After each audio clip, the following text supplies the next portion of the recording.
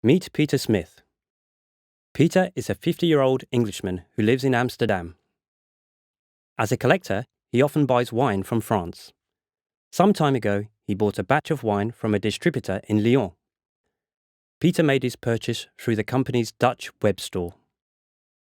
Peter received an invoice, which he paid for electronically.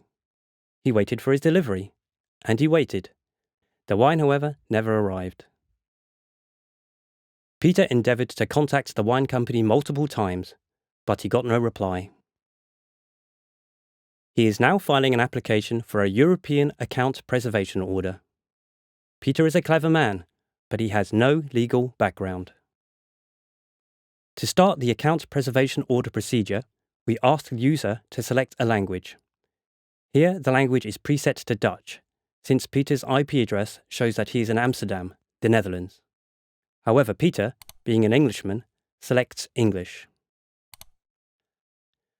You will see that we have made the form language agnostic, so it can be easily translated. To assure the user that he or she is completing the correct application, we provide some additional information right before beginning the procedure. This preliminary page helps ensure that the user has all the necessary supporting documents. Providing a page like this increases the likelihood that users complete their applications and do so without delay. The button, I have digital versions of these documents, lets a user acknowledge that he or she can complete the procedure without having to stop and locate materials. The first part of the application focuses on the creditor, starting very simply with a request for a name. So as not to discourage users who have a question about a term or field, we use tooltips to provide brief elaborations. For example, for more information about the term creditor, users can hover their cursor over the word and an explanation appears. The first field sets to define the creditor as either an individual consumer or a company. Doing so permits us to tailor the subsequent questions, since each profile requires different information.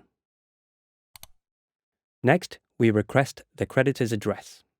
On this page, you see a second type of tooltip. By clicking on an encircled eye, the user gets additional information about a field's input requirements. In the first field, it is for member state. To assure the user that he or she is filling in the right information, direct feedback is provided. This prevents doubts from arising and encourages the user to continue.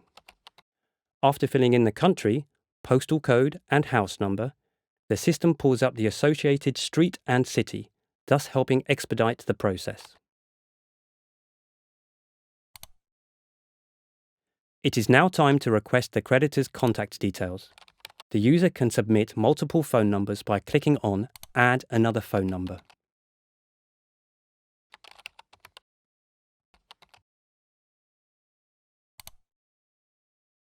The user must also provide proof of identity by giving his or her date of birth, nationality, identification, or passport number. On this page, you see the third type of tooltip. A link placed underneath a field is formulated as a question.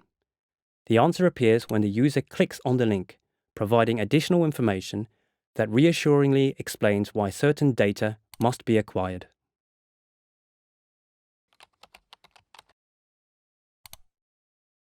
Finally, we ask if the creditor has a legal representative.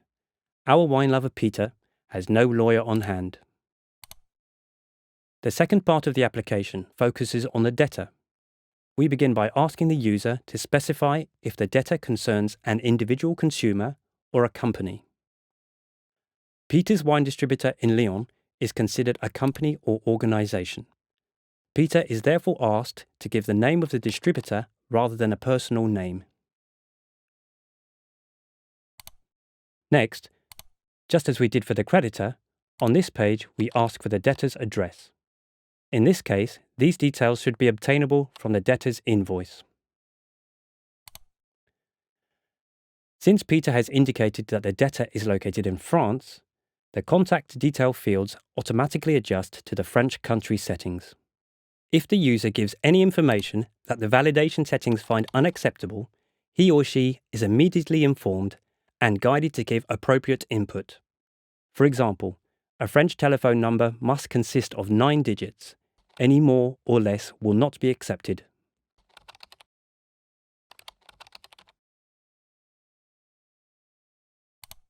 This page asks the user to give debtors' identification details, namely an identification number or Chamber of Commerce registration number.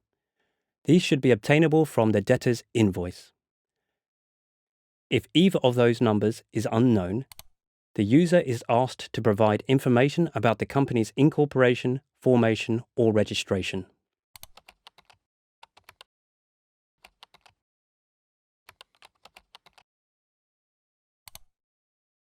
The user may not know whether the debtor has a legal representative. Because Peter could not get in touch with the wine distributor in Lyon, he selects Unknown. The next parts of the application inquire into legal proceedings, orders, and/or judgments that may have already addressed the case at either the national or the European level. This is the first time Peter is undertaking legal action against a wine distributor in Lyon, so there are no prior proceedings, orders, or rulings to note. If the creditor is a consumer, his or her local court has the jurisdiction to issue the preservation order. But because a user has numerous types of jurisdiction to select from, the form has the intelligence to determine which jurisdiction may be applicable to a particular case. According to the given identity and country of location, a suggestion is made. The user, however, is free to select another ground of jurisdiction that he or she may find more appropriate.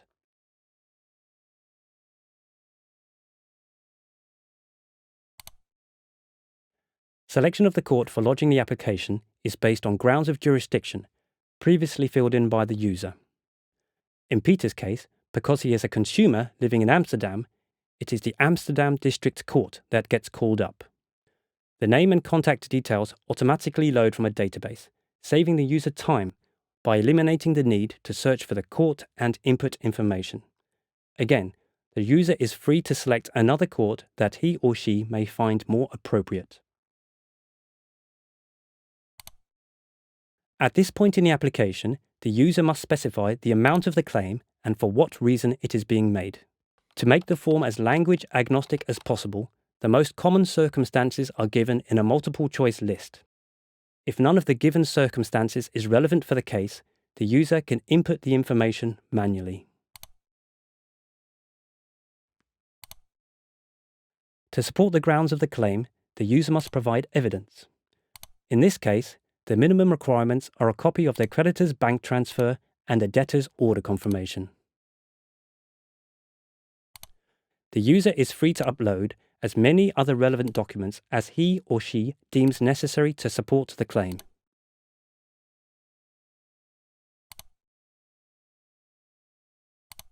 In this part of the procedure, we see details of the debtor's bank account. The IBAN that the user provided earlier has automatically generated the corresponding bank details. The user also has the option to add another bank account number. A tooltip below the field explains in which situations this could be useful.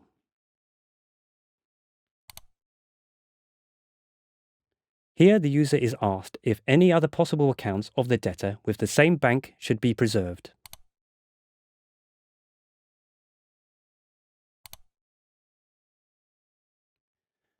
The user must give relevant reasons for seeking the preservation order. To make the form as language agnostic as possible, the most common reasons are given in a multiple choice list. If none of the given reasons is relevant for the case, the user can input the information manually.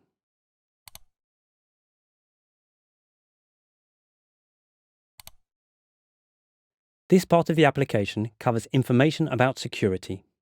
The user can state here if he or she believes the creditor should be exempted from providing security pursuant. As for Peter, he has no reason to believe that his claim would cause any financial damage to his debtor, the wine distributor in Lyon.